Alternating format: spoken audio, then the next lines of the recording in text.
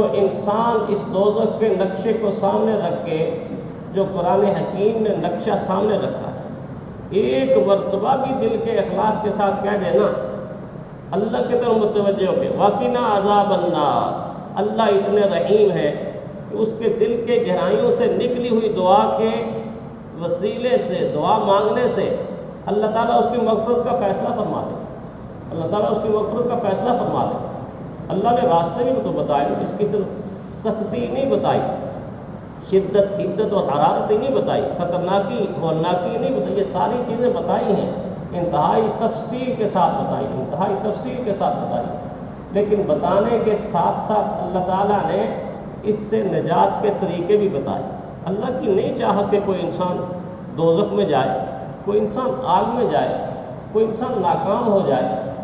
اللہ نے تو یہ فرمایا، آؤ تمہیں میں بتاؤں کہ کامیاب انسان ہے کون، ہوتا کون ہے اور کس طرح کا ہوتا۔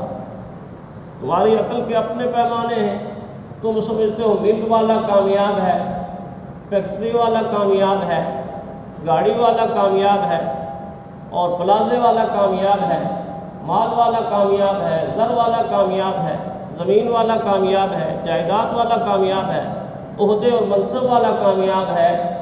اللہ تعالیٰ فرماتے ہیں نہیں، میں تمہیں بتاتا ہوں کون کامیاب ہے۔ فَمَنْ زُحْزِحَ عَنِ النَّارِ وَأُدْخِلَ الْجَنَّةَ فَقَدْ فَازَ، ایک جملے میں بتا دیا، فَمَنْ زُحْزِحَ عَنِ النَّارِ، جو شخص دوزخ کی آگ سے آزاد ہو گیا، بڑی بات، جو شخص دوزخ کی آگ سے آزاد ہو گیا اور جنت کے اندر داخل ہو گیا، فقد فاز، یہ ہے کامیاب، یہ ہے کامیاب۔ ایسی کامیابی کہ جس کامیابی کے بعد کبھی بھی انسان کو ناکامی دیکھنی ہی نہیں پڑے گی، ناکامی ہوگی ہی نہیں، یہ کامیاب۔ پھر پیارے پیغمبر صلی اللہ علیہ وسلم نے کتنی پیاری دعا سکھائی۔ اکثر آپ اس دعا کو نماز کے بعد، یا بعض لوگ تراویح کے بعد بھی اس دعا کو مانگتے ہیں، قیام اللیل کے بعد اس دعا کو مانگتے ہیں، اور دعاؤں کا حصہ بنا، اللہم اجرنی من النار، اکیلے کے لیے، واحد کے لیے، اجرنی من النار، سب کے لیے دعا کر، اجرنا من النار، اللہم اجرنی من النار۔ حضور صلی اللہ علیہ وسلم نے یہ دعا سکھائی، اللہم اجرنی من النار، اے اللہ مجھے دوزخ کی آگ سے نجات دے دے، مجھے دوزخ کی آگ سے نجات دے دے۔ فرمایا کوئی آدمی مغرب کی نماز کے بعد یا فجر کی نماز کے بعد 7 مرتبہ اگر شعور کے ساتھ سمجھ کر یہ الفاظ اللہ سے مانگے تو رائے دعا، فرمایا اگر اس رات کو پڑھی، رات کو انتقال ہو گیا اس کا، دن کو پڑھی، دن کو انتقال ہو گیا، اللہ تعالیٰ اس انسان کو دوزخ سے نجات دے دے۔ آسان فارمولہ ہے، لیکن دوزخ سے نجات کا یہ مطلب نہیں ہے کہ حقوق العباد پسپا کیے ہوئے ہوں، ظلم کی ہو، زیادتی کی ہو، غیبت کی ہو، دھوکہ دیا ہو، رشوت لی ہو، دوسروں کا حق غصب کیا ہو، یہ گناہ حقوق العباد ہیں، یہ توبہ سے معاف ہوتے ہیں۔ دعاؤں سے وہ گناہ معاف ہوتے ہیں جن کا تعلق میرے اللہ کے ساتھ اور میرے ساتھ ہے، آپ کے ساتھ اللہ کا معاملہ ہے، وہ گناہ دعائیں مانگنے سے معاف ہوتے ہیں۔ تو میں 7 مرتبہ اگر مانگ لے اور اس دن اگر اللہ کے پاس پہنچے گا، اللہ کہتے ہیں براءۃ من النار، میں نے تجھے دوزخ کی آگ سے آزادی دی تھی۔ کیسے راستے بتائے ہیں، ایک طرف اس کی ہولناکی بتائی، خطرناکی بتائی، شدت بتائی، حدت بتائی، حرارت بتائی اور خوفناکی بتائی، اور دوسری طرف بندے پر شفقت کرتے ہوئے فرمایا ادھر آ میں تمہیں بتاؤں اس خطرناک راستے سے نجات کے یہ طریقے ہیں۔ جس طرح ماں نہیں کہتی بچے کو ہاں یہ سوچ ہے، اس میں انگلی نہیں ڈالنی، بتاتی ہے نا اس کو یہ خطرناک ہے، اگر اس کو ہاتھ لگاؤ گے یہ پکڑ لے گا، اور پکڑ کے لے گا کیا، جان چلی جائے گی۔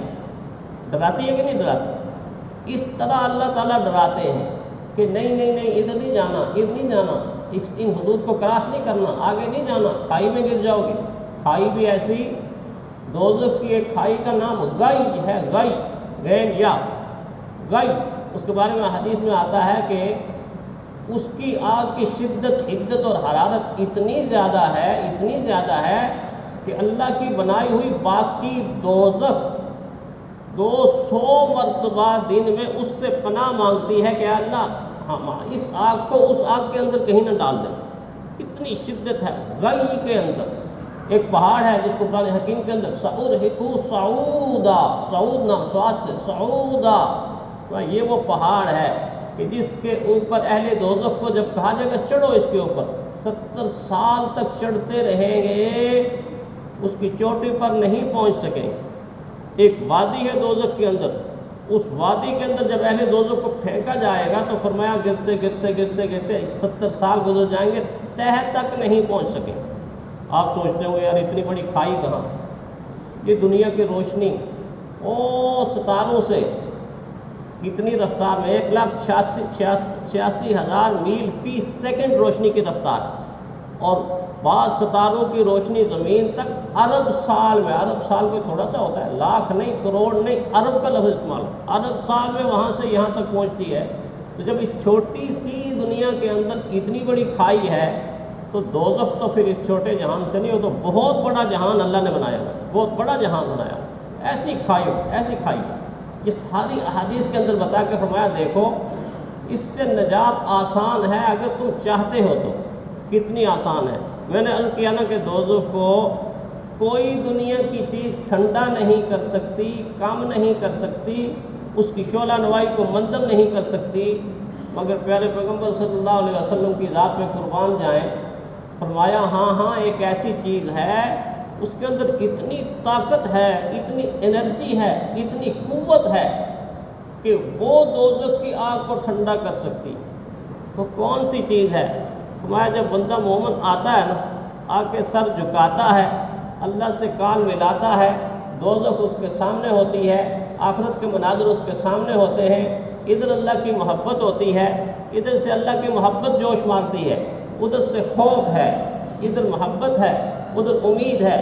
اور اس خوف کے عالم میں اور اس محبت کے عالم میں جب وہ اللہ سے ایسے متوجہ ہو کہتا ہے اے اللہ مجھے دوزخ سے نجات عطا کر دے، اور اتنی دیر میں اس کے ان آنکھوں سے آنسوں کے قطرے یہاں گر جاتے ہیں، آنسوں کے قطرے یہاں گر جاتے ہیں.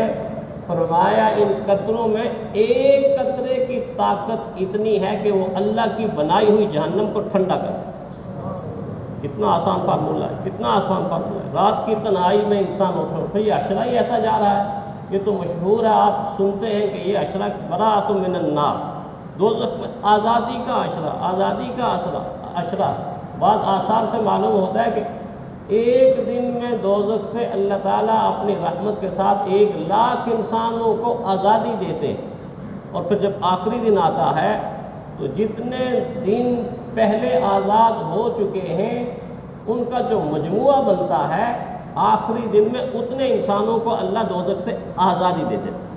کتنی اللہ کی رحمت ہے، کتنی اللہ کی شفقت ہے، کتنی اللہ کی مہربانی ہے. اللہ چاہتا ہے کسی نہ کسی طرح لوگ ناکام نہ ہوں، لوگ کامیاب ہو جائیں، ہمیشہ کے لیے کامیاب ہو جائیں، لوگ مجھ سے دور نہ ہوں، لوگ مجھ سے قریب ہو جائیں. تو یہ اعمال مجھے اور آپ کو دیے، یہ جو روزہ آپ رکھتے ہیں، اس روزے کے بارے میں یہ حدیث تو سنتے نا، الصوم جنۃ. فرمایا کہ دوزخ کے سامنے کوئی آڑ نہیں ٹھہر سکتی، لیکن روزے کے اندر، روزہ بشکل روزہ اور بشرط روزہ ایڑی سے لے کے چوٹی تک روزہ ہو، پاؤں کا ہو، آنکھوں کا ہو، کان کا ہو، زبان کا ہو، دل کا ہو، دماغ کا ہو، پورے وجود کا روزہ ہو، صرف منہ اور معدے کا روزہ نہ ہو.